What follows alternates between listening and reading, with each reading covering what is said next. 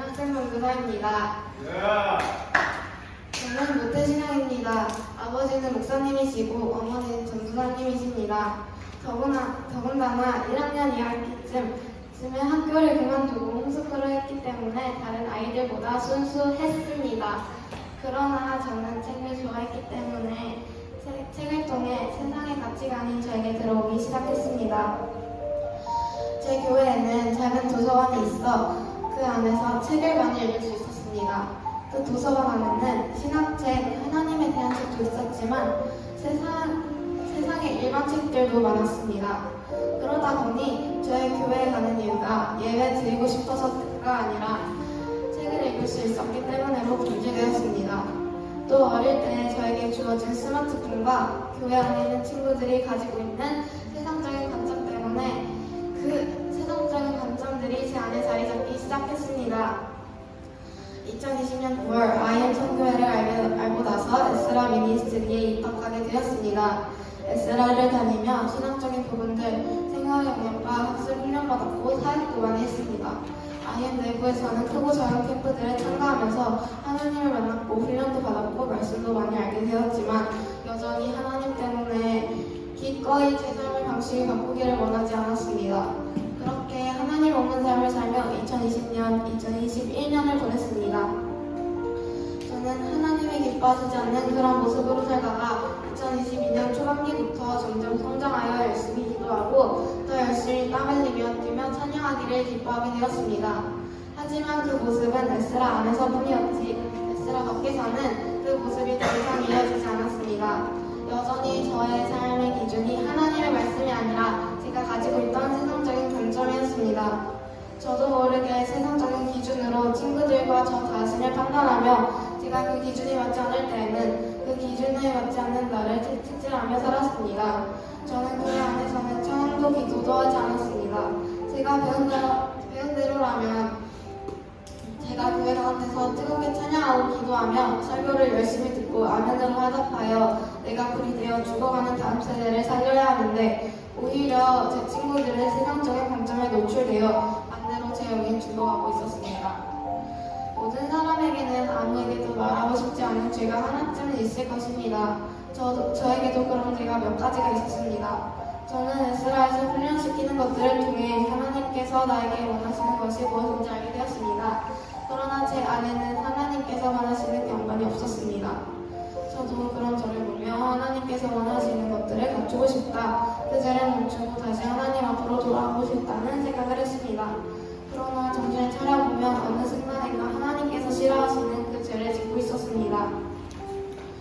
저는 그런 저를 마주치는 게 너무 힘들고 그런 제가 너무 혐오스러웠습니다. 에스라에서는 경건한 척, 깨끗한 척, 순종하는 척, 하나님을 정말로 사랑하는 척했지만 집에 돌아오고 나면 저의 영 밑바닥에 갈아있던 죄성들이 모두 드러났습니다. 제가 필리핀에 오기 전까지 그렇게 살았습니다. 저는 그 시간이 조금은 아깝지만 지금 생각해보면 그 시간들은 저에게 꼭 필요한 시간 중 하나였다고 생각합니다. 그 시간이 없었다면 제가 얼마나 죄인인지 깨달을 수 없었을 것이고 제가 얼마나 위선적이었는지도 하나님 앞에서 위선적인 삶을 살면서도 제가 그렇게 사는지 알 수도 없었을 것입니다. 그렇게 에스라 안에서와 그분 안에서 집 안에서 이중생활을 하며 살는 중 에스라가 필리핀에 고등스쿨을 간다는 소식을 들었습니다. 처음에는 싫었지만 어쨌든 저는 필리핀에 주축했습니다. 도착해서 공항에서 버스로 짐을 옮기고 있었을 때 한나쌤이 우리를 도우러 나오셨는데 그때 한나쌤이 정신 차려 빨리빨리 움직이고 에스라 애들도 정신 차려야지 라고 하셨을 때 그때 필리핀 CC 정말 빡세겠구나 라는 생각이 들었습니다. 여기 와서 모든 것이 저에게는 모두 다 힘들게 느껴졌습니다. 아침 운동도 힘들었고 대인관계 관리도 언어 관리도 시간 관리도 저에게는 모든 것이 다 힘들었습니다. 제가 필리핀에 왔을 때 제 상태는 영적으로 정말 많이 침체되었던 상태이기에 기도가 필요했었습니다. 그래서 기도 시간이 가장 사모되었던 시간이었습니다. 제가 전심으로 기도할 때 하나님께 당신은 치료하시는 하나님이시니 저의 상처의 부분을 모두 깨끗하게 치유되게 해달라고 기도했을 때 그때는 잘 상처가 치유되었고 저의 마음에 상처를 입힌 용서하고 싶었지만 용서되지 않던 모든 사람이 용서되었습니다. 제가 용서한 게 아니라 하나님께서 용서하도록 도우셨습니다. 또 기도 시간에 제가 다시는 짓지 않기를 원했지만 그러지 못했던 모든 죄를 때문에 힘들어할 필요가 없다는 것을 알게 되었습니다. 기도했을 때 하나님을 깊이 만났는데 제가 만났던 그 하나님은 모든 만물을 지으신 온 세상을 다스리시는 만왕의 왕이었습니다. 그런데 그 만왕의 왕이신 하나님께서 저의 하나님, 저의 아버지 되신다는 그 사실이 제 마음에 확 깊이 꽂혔습니다. 그때 제가 강하게 느낀 것은 하나님은 전능하신 하나님이신데 그 하나님이 바로 내 아버지니 나 혼자 흥등되며 힘들어할 필요가 전혀 없다는 것이었습니다. 예수님께서는 저에게 수고하고 짐진 모든 자들아 다 내게로 오라 내가 너희를 쉬게 하리라 라는 말씀해 주셨습니다. 그러나 저의 마음 가운데는 아직도 세상적인 가치관들이 남아있었습니다. 저도 모르게 세상적인 것들이 제 안에서 나왔습니다. 전에는 제가 계속 세상적인 것을 하고 있다는 생각과 그 사실을 정확히도 내가 죄를 짓고 있네 하고서는 계속 그 죄를 지었습니다. 그러나 필리핀에 와서는 제가 하고 있는 생각과 행동과 말이 죄라는 것이 인지되는 즉시 하나님께 회개하며 그 행동을 다시는 하지 않았습니다. 생각하는 믿음에서 행동하는 믿음으로 성장한 것입니다. 어떤 일을 할 때 그 일이 쉽든지 쉽지 않든지 주님께 저를 도와달라고 기도하며 하나님을 의지하게 되었습니다. 또 저를 위한 예수님의 사랑이 얼마나 큰지를 마음속 깊이 깨닫고 나니 예수님의 그 사랑을 생각하며 남에게 더 긍휼해지게 되었습니다. 생활 부분에서는 제일 많이 변화된 부분이 시간 관리와 공간 관리였습니다. 다른 사람에게는 그렇지 않을 수 있지만 저에게는 여기에서 제가 경험할 수 있는 시간이 너무 부족하다고 느꼈습니다.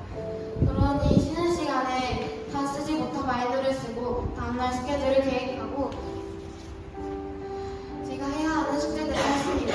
필수 영역보다는 제 영역 부분을 더 먼저 해서 필수 영역 부분이 밀리지 않고 제가 무엇이 부족한지 점검할 수 있게 되었습니다. 제가 무엇이 부족한지 그 부분을 체크하고 바인더에 적어 그것을 성취하며 오늘 내가 이렇게 살았구나 정말 보람찬 하루였다는 기분을 느낄 수 있었습니다. 공간 관리에서는 여기 와서 나의 모든 공간을 더욱 잘 관리하게 되었는데 매일 있었던 청소 시간과 수요일 위생 정보를 통해서 나에게 맡겨진 공간을 더욱 깔끔하게 관리할 수 있었습니다. 학습 부분에서는 제가 공부하는 목적을 깨달았습니다. 전에는 공부하는 이유가 그냥 내가 하고 싶어서였는데 이제는 내가 왜 공부하는지 그 이유를 깨닫고 하나님께 영광 돌리기 위해 나중에 하나님이 저를 쓰실 때 나의 그릇이 잘 준비되어서 하나님이 저를 쓰실 때 더욱 편하게 쓰실 수 있도록 더 열심히 공부하게 되었습니다. 정말 하나님을 제대로 만나니 나의 신앙이 바뀌고 생활의 태도가 바뀌고 학습도 바뀌게 되었습니다. 이제 정말 한국에 돌아갈 날이 얼마 남지 않았는데 한국에 돌아가서도 매일 아침 기도와 말씀으로 시작하고 사탄이 이렇게도 예수 그리스도의 날개아래 도달하는 제가 되기를 원합니다. 시간 관리를 통해서 하나님께서 주신 시간을 하나님이 원하시는 대로 잘 사용하기를 원합니다. 나의 학습하는 것이 하나님을 위하여 하고 나중에 하나님께서 저를 쓰실 때 편하게 쓰시도록 나를 준비하기를 원합니다. 저의 필리핀에서의 생활이 한국에서도 이어지기를 원합니다. 이 생활이 한국에서의 삶에서 이어지는 것을 넘어 더 성장하기를 원합니다. 저를 필리핀에 보내주셔서 성장하게 해주신 하나님께 감사하고 저를 사랑으로 돌보아주신 모든 선교사님들, 저를 잘 이끌어주신 모든 학습인원들과 잘 적응하게 도와준 친구들에게 감사합니다. 지금까지 제 간증을 들어주셔서 감사합니다.